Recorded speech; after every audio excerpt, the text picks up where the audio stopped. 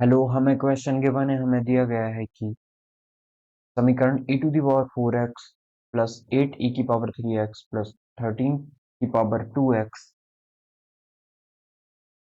13 की पावर ऐसे होगा ये 13 e की पावर 2x होगा ये e की पावर 2x, 13 e की पावर 2x माइनस 8 की पावर x, 8 e की power x plus 1 equal to 0, x belongs to r है। तो समीकरण इसके जो हमें ये गिवन है समीकरण के दो हल हैं तथा दोनों ऋणात्मक हैं का कोई हल नहीं है, कि चार हल हैं जिनमें से दो ऋणात्मक हैं, कि दो हल हैं तथा उनमें से केवल एक ऋणात्मक है। हमें इनमें से कौन सा करेक्ट आंसर होगा वो बताना है। ठीक है, तो जो इक्वेशन के बने हम वो लिख लेते हैं। e की पावर 4x प्लस 8 e की पावर 3x प्लस 13 e की पावर 2x माइनस 8 e की power x plus 1 equal to में 0। हमें ये गिवन है। ठीक है, तो हम एक काम कर लेते हैं, यहाँ पे हम ऐसे तो सॉल्व नहीं कर पाएंगे, इसके रूट भी नहीं निकाल पाएंगे, तो हम एक काम करते हैं, e की पावर x को हम t मान लेते हैं। ठीक है, e की पावर x को हम क्या मान लेते हैं, t। तो क्या हम ऐसे लिख सकते हैं कि ये इक्वेशन जो गिवन है हमें e की पावर 4x इस तरीके से, तो हम ऐसा करते हैं कि e की पावर x को t मानते हैं, तो e की पावर x होल की पावर 4 हो जाएगा ये 8 e की पावर x होल की पावर 3। इसको ऐसे लिखा जा सकता है प्लस 3 e की पावर x होल की पावर 2 माइनस 8 e की power x plus 1 equal to 0। अब t रख देते हैं हम, तो ये t की पावर 4 हो जाएगा, ये 8t की पावर 3 हो जाएगा, प्लस 3t स्क्वायर हो जाएगा। आगे यदि हम देखें इसे, तो t टी की t का स्क्वायर हो जाएगा, ये माइनस 8t प्लस का 1 इक्वल टू में 0 हो जाएगा। ठीक है, अब एक काम करते हैं, हम ना टी स्क्वायर से डिवाइड कर देते हैं। जैसे आप टी स्क्वायर से डिवाइड करोगे इसको, तो आप देखोगे कि ये बचा है टी स्क्वायर, ये बचा है आपके पास 8t, ये बचा है टी स्क्वायर से डिवाइड करेंगे तो 3 बचेगा, ये बचेगा आपका 1 अपॉन में टी प्लस 1 अपॉन में टी स्क्वायर इक्वल टू 0। यदि हम देखें तो हम एक काम करते हैं, टी स्क्वायर और 1/t स्क्वायर को पास पास लिख लेते हैं, तो टी स्क्वायर प्लस का 1/t स्क्वायर ये हमने पास पास लिख लिया। ठीक है, और यदि हम देखें इसे 8t और ये माइनस 8 अपॉन में टी प्लस का 3 इक्वल टू में 0, कुछ इस तरीके से हमें टर्म मिल गई। अब हम क्यों ना इसे क्वाड्रेटिक बना लें, तभी तो हम इसके रूट बता पाएंगे कितने सॉल्यूशन होंगे इसके। तो कैसे बनाएंगे अब वो देखते हैं। क्या हम ये टी स्क्वायर 1/t स्क्वायर दिख रहा है, इसे हम कुछ लिख सकते हैं। 8 कॉमन निकालेंगे तो क्या ये टी माइनस 1/t दिख रहा है, प्लस 3 इक्वल टू में 0। अब हमें कुछ इस तरीके से बनाना है ऐसे, तो क्या हम इसे लिख सकते हैं, मुझे तो a square plus b square है, तो क्या हम इसे ए माइनस बी का होल स्क्वायर प्लस 2a भी लिख सकते हैं। कैसे, ये a square plus b square minus का 2a भी हो जाएगा, ये प्लस का 2a भी है, दोनों कैंसिल आउट हो गए, ए स्क्वायर प्लस बी स्क्वायर आ गया। ठीक है, तो T square plus 1/t square ये कितना हो जाएगा, T square plus 1/t square. इसकी वैल्यू हम मान लेंगे इसे कुछ। ठीक है, सबसे पहले तो इसे इस तरीके से लिखते हैं कि हम लिख सकते हैं टी माइनस का 1/t माइनस का इसका स्क्वायर सॉरी, ये टी है, और ये हो जाएगा अपना प्लस का 2। अब देखो टी इंटू 1/t, 1 बचेगा तो 2 हो जाएगा, ये प्लस का 8 टी माइनस 1/t प्लस का 3 इक्वल टू में 0, तो 3 और 2 5 हो गया है। एक काम करते हैं, टी माइनस 1/t को हम जेड मान लेते हैं, तो ये हो जाएगा जेड का स्क्वायर, ये प्लस का 8z और प्लस का 2 और प्लस का 3 प्लस का 5 इक्वल टू में 0 आ जाएगा। ठीक है, तो अब हम इसको सॉल्व करते हैं, इसके रूट निकालते हैं। तो z इक्वल टू क्या, हम इसके रूट नहीं, हम मिडिल टर्म स्प्लिट से तो निकाल नहीं सकते, तो हम इसे निकालते हैं माइनस का b प्लस माइनस रूट में बी का स्क्वायर 64 माइनस का 4ac, 4 मल्टीप्लाई 520, इस तरीके से निकाल लेते हैं। अपॉन में 2 है मतलब 2। तो हम यहाँ पे देख रहे हैं कि जेड की जो वैल्यूज हैं वो क्या क्या आ गई हैं। -8 प्लस माइनस 64 में से 20 जाएगा तो वो बचेगा 44। ठीक है, कितना बचेगा? ये 44 बचेगा।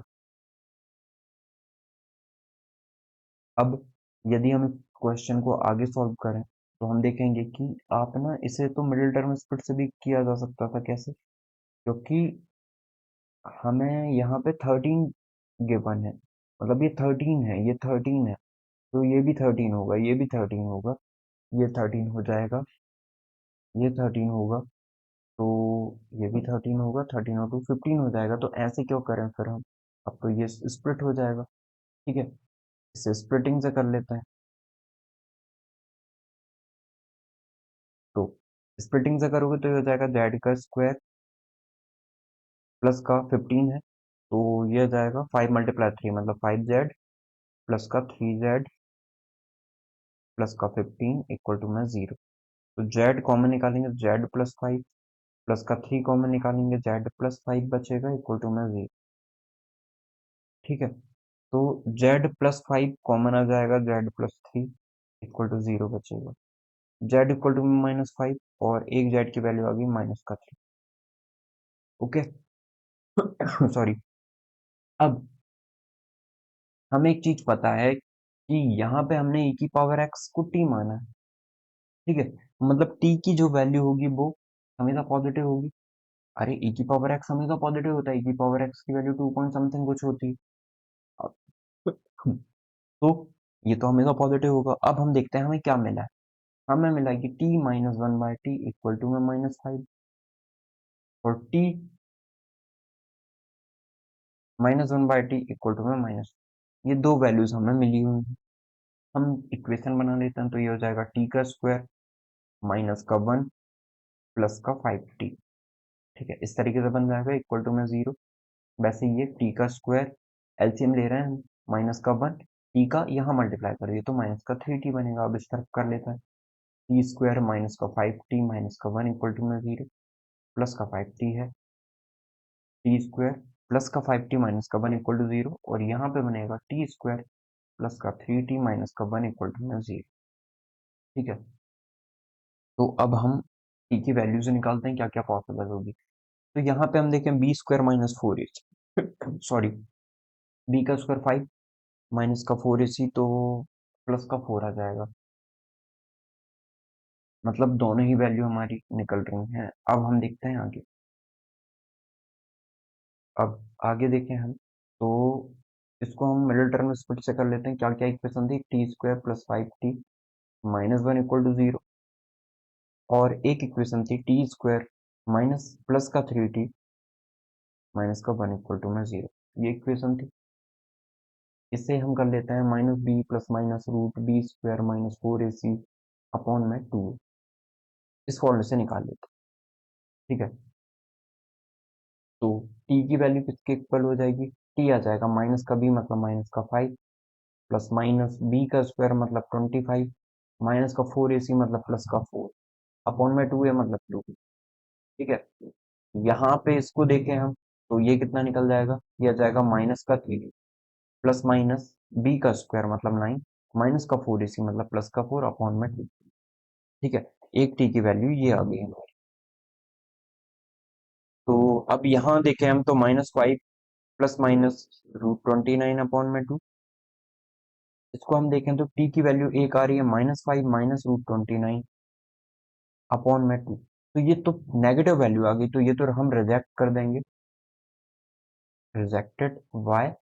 Because e to the power x always positive, और t e की पावर x ही है, तो ये तो हमेशा पॉजिटिव होना चाहिए। पर ये तो नेगेटिव आ रहा है, माइनस कॉमन निकालोगे तो नेगेटिव ही वैल्यू आएगी, तो ये हम कंसिडर नहीं करेंगे, हम प्लस वाली कंसिडर करते हैं। तो -5 प्लस √29 अपॉन में 2, तो √29 की वैल्यू कितनी होती है एग्जैक्टली? यदि हम देखें तो 29 का स्क्वायर रूट हमारा होता है 5.38, ठीक है, कितना होता है 5.38। तो t इक्वल टू में आ जाएगा -5 प्लस 5.38, मतलब ये वैल्यू पॉजिटिव आ गई।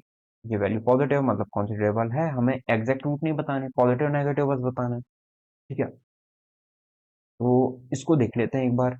तो यहाँ भी नेगेटिव जो कंसिडर नहीं करेंगे, क्यों? क्योंकि वही t e की पावर x है और e की पावर x ऑलवेज पॉजिटिव होता है, तो ये वैल्यू रिजेक्ट कर देंगे हम। सेकंड वाली देखते हैं। तो t इक्वल टू में हो जाएगा, t इक्वल में हो जाएगा अपना e की पावर मतलब ये -3 प्लस रूट में 13/2। तो t की वैल्यू आ गई है हमारी, ये कितनी आ गई? t की वैल्यू आ गई है -3 प्लस √13। यदि हम एग्जैक्टली देखें कि √13 होता कितना है, ठीक है, तो हमारा √13 होता है 3.69 से थोड़ा सा बड़ा, √9 से 3.6, तो ये आ जाएगा 3.6/2। मतलब ये वैल्यू भी पॉजिटिव आ गई, ये भी कंसिडर कर सकते हैं, कंसिडर कर सकते हैं। तो अब हमें बताना है कि जो हमारे रूट हैं वो कौन से होंगे। अब हम क्वेश्चन को सॉल्व करते हैं आगे। तो हम देख रहे हैं कि दोनों की वैल्यू जो है 0 से 1 के बीच में है। 0 से 1 के बीच में मतलब t बिलोंग कर रहा है 0 से 1 के बीच में। ये वैल्यू भी 0.38 उससे भी छोटी आएगी, मतलब वही 18 19 समथिंग। और ये वैल्यू भी आ जाएगी अपनी 0.6 मतलब 0.3 समथिंग कोई वैल्यू आएगी। ठीक है, तो 0.3 मतलब ये 0 से 1 के बीच में है, और आपको पता है कि हमें t किसके इक्वल गिवन है? t गिवन है e की पावर x के इक्वल। यदि हम बोले e की पावर x, e की पावर x जब भी 0 से 1 के बीच में होती है, तो x की वैल्यू क्या हो जाती है? x की वैल्यू ऑलवेज नेगेटिव होती है। कैसे? आप खुद देखो कि यदि हम यहाँ पे बोलें कि e की पावर x ना एक वैल्यू हमारी, जैसे इसको ले लेते हैं 0.38 है, करेंगे तो 19 आ जाएगा, 0.919। अब हम इससे क्या लिख सकते हैं? यदि बोथ साइड लॉग लेना है, तो यदि आप बोथ साइड लॉग ले लोगे तो ये x आ जाएगा और ये आ जाएगा log 0.19। तो ये वैल्यू नेगेटिव आएगी, मतलब x इक्वल टू नेगेटिव। ठीक है, वैसे ही क्योंकि 0 से 1 के बीच में log नेगेटिव देता है, log 1 0 आ जाता है। ठीक है, इस तरीके से होता है। तो अब हम बोलेंगे कि हमारे दो रूट पॉसिबल हैं। सिर्फ कितने रूट पॉसिबल हैं? दो रूट। तो दो रूट वाला, दो हल हैं, दोनों ऋणात्मक हैं, बिल्कुल ये करेक्ट हो जाएगा। का कोई हल नहीं है, ये तो नहीं हो सकता कि चार हल हैं, ये भी पॉसिबल नहीं है कि दो हल हैं तथा उनमें से केवल एक ऋणात्मक है, नहीं, दोनों ही ऋणात्मक है। इसका मतलब option number 1 is the correct answer. I hope आपको समझ में आया होगा। Thank you.